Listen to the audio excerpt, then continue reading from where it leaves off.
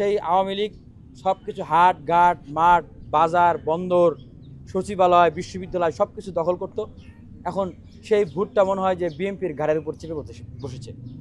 পাথর দিয়ে মানুষকে কিভাবে মারে, তার অন্যায় অপকর্ম থাকলে ধৈর্য থানায় দেন, কি হয়ে যে আপনাদের ক্যারেক্টার যদি চেঞ্জ না করেন, গুণগত পরিবর্তন না নিয়ে আসেন, তাহলে কিন্তু আপনারাও হারিয়ে যাবেন। তোমরা তো ক্ষমতায় আসো নাই, এখনই দেখে নেবা, ক্ষমতাটা আসো না দেখি আগে।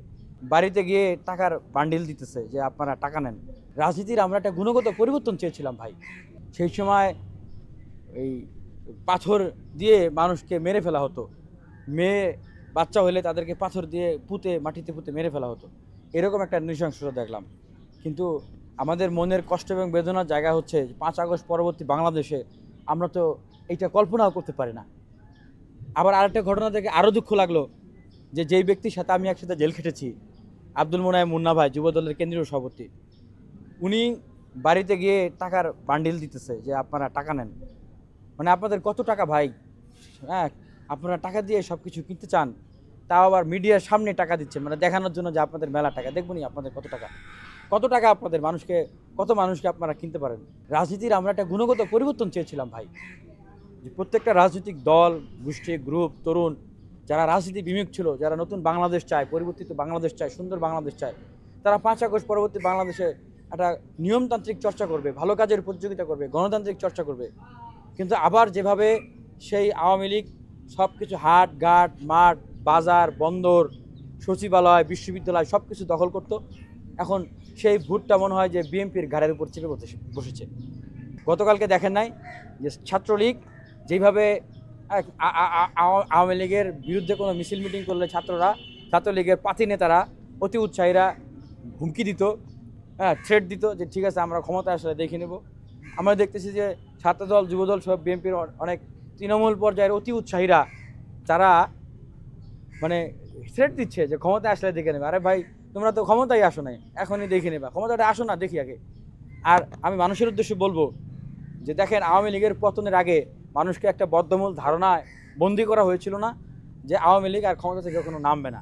ইভেন বিরোধী রাজনীতি যারা করতো তাদেরকেও অনেককে বিশ্বাস করানো হয়েছিল। ঠিক এখন একটা রাজনৈতিক রেটরিক যেটা মানুষকে বিশ্বাস করানো হচ্ছে যে বিএনপি 260-70 আসন নিয়ে নির্বাচনে জিতে আসবে। তো এই কান ধরে তবা করেন, এইটা কখনো বিশ্বাস করবেন না। এত সহজে বিএনপি 60-70 সিট নিয়ে ক্ষমতায় চলে আসবে, আবার চাঁদাবাজি করবে, মানুষ মারবে, গুম খুন করবে, কমিশন বাণিজ্য করবে, এইটা এত সহজে সম্ভব না, এত সহজে হবে না।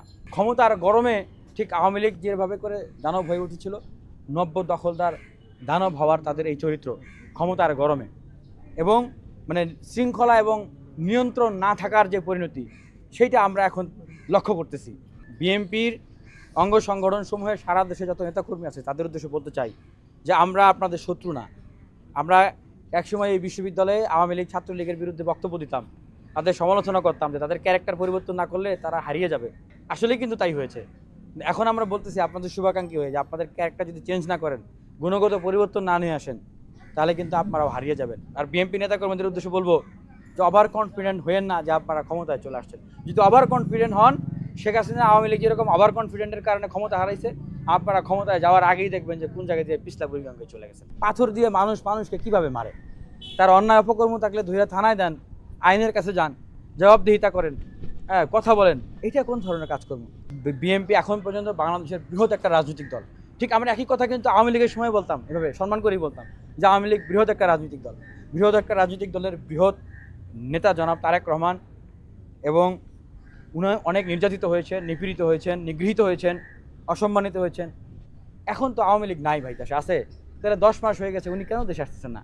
আই থিঙ্ক উনার দ্রুত এই জাতির নেতৃত্ব দিতে হলে দ্রুত দেশে আসা উচিত। কারণ ভাই, নেতার কাজটা কি? নেতার কাজ হচ্ছে দেশ যখন ক্রাইসিসে পড়ে তখন উনি সামনে এসে দেশের মানুষকে আগলে রাখে, জনপদের মানুষকে, জনগোষ্ঠীকে আগলে রাখে, জনগোষ্ঠীর নেতৃত্ব দেয়। উনি আসবেন না, দলের নেতৃত্ব দিতেই হবে। দলের যখন ক্রাইসিস তৈরি হয়, দলকে এসে আগলে ধরতে হয়। তো বিদেশে থেকে উনি বক্তব্য দিচ্ছেন যে অদৃশ্য শক্তি দেশকে বিনষ্ট করতে চায়, ওনাদের বিরোধিতা করতেছে, ওনাদের বিরুদ্ধে লেগেছে। তো অদৃশ্য শক্তি তো লন্ডন থেকে ঝাড়ফুঁক দিয়ে ফু দিয়ে তো আর বিনাশ করা যাবে না। অদৃশ্য শক্তিকে দমন করতে হলে আপনি দেশে আসেন, আপনি সেই ষড়যন্ত্রকারী অদৃশ্য শক্তিগুলোকে ধরেন, মাঠে নামেন।